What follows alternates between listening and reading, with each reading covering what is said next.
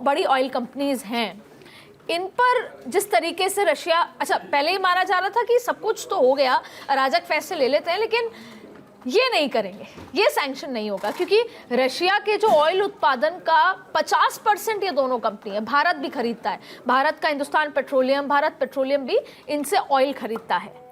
भारत को कितना नुकसान है? देखिए, हमें सस्ता ऑयल तो बहुत ज़्यादा नहीं था, लेकिन फिर भी ऑयल आ रहा था। अभी जो ये रोक लगेगा, मतलब चीन में भी खबर आ रही है कि चीन ने भी ऑयल खरीदना कम कर दिया है, ख़त्म तो नहीं है पर कम कर दिया है। भारत की भी खबर आ रही है कि हमने भी कम कर दिया, और ये 5% उत्पादन है दुनिया का, यानी कि करीब 100 मिलियन जो बैरल्स है उसमें से 5% है।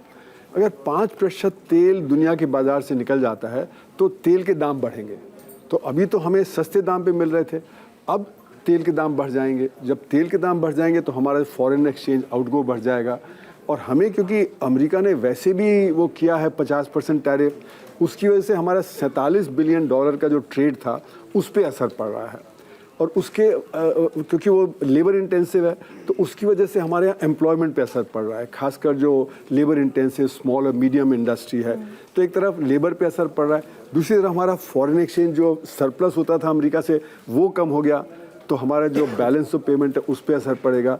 इधर तेल के दाम बढ़ने से फिर और ज़्यादा असर पड़ेगा, तो उससे हमारा रुपया भी कमज़ोर होगा, हमारा जो इन्वेस्टमेंट आ रहा है मार्केट में वो कमज़ोर होगा, हमारे यहाँ रोज़गारी पे असर पड़ेगा, और इसका असर हमारे जीडीपी पे पड़ेगा। तो इसलिए मेरा मानना है कि ये जो किया जा रहा है, इससे जो खतरा है उसको हमें डील करना पड़ेगा। वो हम कैसे डील करेंगे उसके बारे में एक स्ट्रैटेजी बनानी पड़ेगी, और वो स्ट्रैटेजी क्या हो सकती है? वो स्ट्रैटेजी हो सकती है कि हम जो अभी तक बहुत ज़्यादा बाहर के मार्केट पे डिपेंडेंट थे, अब हम थोड़ा ज़्यादा इंटरनल मार्केट पे डिपेंडेंट हो, जहाँ पे रोज़गार पैदा हो। मिडल ईस्ट तो करेंगे ही, पर वहाँ पे क्योंकि तेल के दाम तो बढ़ेंगे ही, क्योंकि जब ये 5% आपका जो सप्लाई है उस पर असर पड़ेगा तो दाम बढ़ेंगे। ऑलरेडी बढ़ रहे हैं, कल ही ये बढ़ गए थोड़े ब्रेंट क्रूड वगैरह, तो ये और ज़्यादा बढ़ेगा। जैसे जैसे ये बात खुलेगी, जैसे ज़्यादा शॉर्टेज ज़्यादा होगी, तो ये बात आएगी कि ये दाम बढ़ेंगे। पहले तो खतरा ये था कि दाम कहीं $100 के ऊपर चले जाएँ, अभी तो $70 की बात हो रही है, पर अगर ये $100 पहुँच गया तो फिर तो बहुत ज़्यादा असर होगा। तो इसलिए हमें एक तो ये देखना पड़ेगा कि हमारे जो ऑयल का कंजम्पशन है उसको हम क्या कर सकते हैं। दूसरा देखना पड़ेगा बैलेंस ऑफ पेमेंट ज़्यादा ख़राब ना हो, उसके लिए हम कहाँ पे और एक्सपोर्ट बढ़ा सकते हैं। तीसरा हमको देखना पड़ेगा अंदरूनी अर्थव्यवस्था में बेरोज़गारी ज़्यादा ना बढ़े, जिससे कि लोगों पे जो परचेजिंग पावर पे असर ना पड़े। हमने जीएसटी में कट किया जिससे कि हमारा जो और जो माल बिके बाज़ार में, अब वो उसका उल्टा असर होगा अगर यहाँ पे दाम बढ़ जाएंगे। तो सर त्रिपाठी सर, एक बात, क्योंकि हमारे दर्शकों को समझाते हैं हम, इसका तो ये मतलब हुआ कि जो दावा ट्रंप ने अभी बुधवार को किया कि मैंने भारत फोन पे बात की प्रधानमंत्री मोदी से और उन्होंने कहा कि अब हम ऑयल कम खरीदेंगे, ये दावा सच है? मुझे नहीं लगता कि ये दावा सच है, क्योंकि ट्रंप जो है उनका अगर पिछले 8 महीने का, 10 महीने का ही नहीं, उनका पिछले कार्यकाल का भी अगर आप रिकॉर्ड देखें तो वो हमेशा अपने गोल पोस्ट शिफ्ट करते रहते हैं।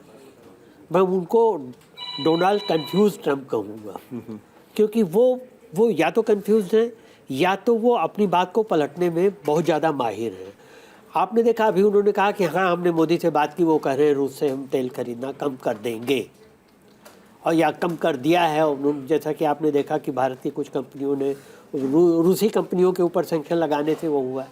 फिर उनका कहना है कि मोदी ने कहा कि हम इस साल के अंत तक कम कर देंगे, मतलब और एक लीवे दे रहे हैं वो, which is 2 months. हाँ, तो दो महीने का। तो मुझे नहीं लगता कि ट्रंप के कहने में इतनी कोई सार्थक या इतनी कोई गंभीर बात तो है। मैं इसलिए मैं ये सवाल पूछ रही हूँ, 2 चीज़ें। अभी अरुण सर ने कहा कि महंगा होगा, ऑटोमेटिकली हमें विकल्प ढूंढने होंगे, तो भले ही हम ट्रंप के कहने पे खरीदें या ना खरीदें, हमें अपने पैसे और इकोनॉमी को समझते हुए मिडिल ईस्ट या इंटरनल प्रोडक्शन पे डिपेंडेंट होना पड़ेगा। यानी ऑटोमेटिकली बाय हुक और बाय क्रूक, कान ऐसे पकड़े या ऐसे पकड़े, हमारा जो खरीद है वो कम तो होगा रशिया से। नहीं, वो कम होगा, शॉर्ट टर्म में आपको नुकसान होगा, लेकिन लॉन्ग टर्म में नहीं होगा। क्योंकि 2 चीज़ें देखिए, ईरान से हमने तेल लेना बंद कर दिया है, रूस से तेल हम अब कम कर रहे हैं अगर, तो उससे फ़र्क पड़ेगा, लेकिन इसके साथ ही कुछ और देश हैं जिनसे हम तेल की खरीद की मात्रा बढ़ा सकते हैं। नाइजीरिया, इराक, यूएस को भी हमने कहा है। अमरीका से ही बढ़ाने की जो वो तो उनकी डिमांड है। वो तो उनकी डिमांड है। तो यूएस से भी हमने कहा है। 270% बढ़ा दिया था उनसे तेल खरीदना फरवरी मार्च में। प्लस लॉन्ग टर्म में देखिए, अभी आपने पढ़ा होगा कुछ दिन पहले, शायद एक आध महीने पहले, हमारे पेट्रोलियम मिनिस्टर हरदीप पुरी का बयान आया था कि 2 लाख करोड़ बैरल हमने अंडमान सी के आसपास हमने वो किया है, सर्टिफाइड है। तो अब हमें क्या चाहिए कि उसको हम एक्सप्लोरेशन करने में तेज़ी लगाएं ताकि हमारे पास इंपोर्ट पर डिपेंडेंस कम हो सके। तो ये चीज़ें जो होंगी। दूसरी चीज़ होगी कि काफ़ी अब हमारे जो पेट्रोल पे डिपेंडेंट जो इंडस्ट्रीज़ हैं उनको हम जैसे इलेक्ट्रिसिटी पे डिपेंडेंट बनाएं, इलेक्ट्रिक कार की योजनाएं और भी कई वो उससे लॉन्ग टर्म में हम इसको कुशन करने में हम सफल होंगे। दूसरी चीज़ ये भी कुशन करने में सफल होंगे। हम हुए भी, देखिए 25 से 50% उन्होंने कर दिया। तो जैसा ये था कि उम्मीद की जा रही थी अमेरिका द्वारा कि एकदम तबाही मच जाएगी इंडिया में, वैसा कोई तबाही की बात हुई नहीं, क्योंकि भारत सरकार ने एक तो अपने अल्टरनेटिव्स ढूंढने शुरू कर दिए थे ऑलरेडी। जैसे चीन ने भी कहा कि हम आपसे ज़्यादा खरीदेंगे ताकि हमारा आपका ट्रेड बैलेंस कम हो, इम्बैलेंस कम हो। दूसरी चीज़ हमने देखी, हमारे लेदर और हैंडीक्राफ्ट और क्या कहते हैं गारमेंट्स, अपरेल्स, इस पे हमारे फ़र्क पड़ता है क्योंकि हम 118 करोड़ डॉलर का हम कपास अमेरिका से वो करते थे। हमने उस कपास पे ड्यूटी ख़त्म कर दी। तो मतलब अब कपास इंपोर्ट सस्ता हो गया। फिर हमने जीएसटी कम कर दी। तो अब हमारे मैन्युफैक्चरर्स को जो है वो कॉस्ट ऑफ प्रोडक्शन कम हो गई। कॉस्ट ऑफ प्रोडक्शन कम हो गई तो वहाँ जो अगर जाएंगे, मतलब अमेरिका में अगर हम एक्सपोर्ट करेंगे तो हमारी कॉस्ट कम होगी, तो उनके 50% ड्यूटी के बावजूद हमारे पास कुछ कुशन रहेगा। और कुछ कुशन देखिए हमने कोशिश की है कि हम, जैसे कि प्रोफेसर साहब कह रहे थे, इंटरनल बजाय इसके कि एक्सपोर्ट ओरिएंटेड, हम अपने यहाँ हमारी 145 करोड़ की आबादी है, हम उसको। पर सर इसका तो ये मतलब हुआ कि जैसे हम अमेरिका को या अमेरिकी प्रेसिडेंट को बॉस मानते हैं, ट्रम्प का मूड स्विंग है। आज तय किया कि मैं 100% चाइना पे लगाऊंगा, अब दोपहर होते होते लगा नहीं 35% लगाऊंगा। फिर कहा कि नहीं, अब मैं एक नया सैंक्शन लगा दूंगा, भारत पे लगा दूंगा, भारत पे 25 + 25 लगा दूंगा, अब मैं भारत को 15 पे ले आऊंगा, शर्त है ये। तो सुधीर सर, सवाल ये है, चाहे मूड स्विंग से ही, चाहे क्योंकि कोई पॉलिसी निर्धारित तो है नहीं, ट्रम्प की मूड है, आज तय कर लिया, इससे अल्टीमेटली भारत का बाजार तो इम्पैक्ट हो ही रहा है।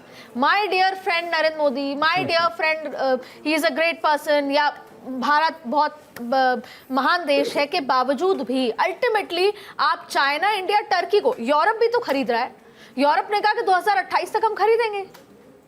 तो जो ये तमाम चीज़ें इर्द गिर्द भारत के लिए, आपको भारत की ज़रूरत है चाइना के खिलाफ, लेकिन आप बंदूक के नोक पे कराओगे, ये कैसे सर? देखिए, और इसके लिए क्या रास्ता क्या है सर? हमारी फॉरेन पॉलिसी कहाँ है? सर्दी अब शुरू होने वाली है, यूरोप में बहुत ज़्यादा हो रही है।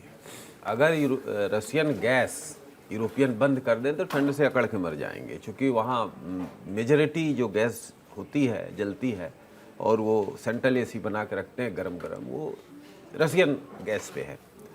अब यूरोप से अमेरिका व्यापार कर रहा है, लेकिन टारगेट अभी इंडिया चाइना है बेसिकली। टर्की वर्की तो साइड में है। टर्की पर ज़्यादा एक्शन होना चाहिए, क्योंकि टर्की का ह्यूमन राइट रिकॉर्ड भी बहुत ही गंदा है, लेकिन वो ट्रंप के बहुत अच्छे मित्र हैं, और गोवान जो वहाँ के भी हुक्मरान हैं। अब सवाल है कि हमारे दोनों पैनलिस्ट ने इस बात को बखूबी बताया कि क्या समस्या है, अब आप कैसे डील करेंगे। देखिए, ये कोई इशू नहीं है कि इंडिया $50 बिलियन पिछले साल इंडिया का सरप्लस रहा अमेरिका के साथ, लेकिन 13वें स्थान पर है इंडिया। $400 बिलियन लगभग चाइना को सरप्लस रहा, और तो और ताइवान का $200 बिलियन अमेरिका से सरप्लस रहा है, वियतनाम का $150 बिलियन रहा है। तो हम तो 13वें स्थान पर हैं सरप्लस के लिहाज से, तो हमारे ऊपर उतना अटैक नहीं होना चाहिए। लेकिन ट्रंप यूनिलैटरली कुछ भी नहीं छोड़ रहे हैं, उनको अमेरिका को मेक अमेरिका ग्रेट अगेन, मागा करना है। तो उस मागा में इंडिया को एक टारगेट करेंगे। ये एक तत्कालिक तौर पर दिखता है। लॉन्ग टर्म ये अमेरिकन पॉलिसी है कि जब आप बहुत बड़े स्तर पर एक पावर होंगे, इकोनॉमिक पावर, स्ट्रेटजिक पावर, तो अमेरिका के आंख में खटकता है, बैलेंसिंग करता है। तो बैलेंसिंग का काम अब आपके खिलाफ अमेरिका ने शुरू कर दिया है। लेकिन इसमें घबराने की कोई बात नहीं है। कौटिल्य कहते हैं कि विदेश नीति जो है वो डाइवर्सिफिकेशन से चलता है, और विदेश नीति में ये देखा जाता है कि हमारा इंटरेस्ट कहाँ बहुत अच्छा सध रहा है।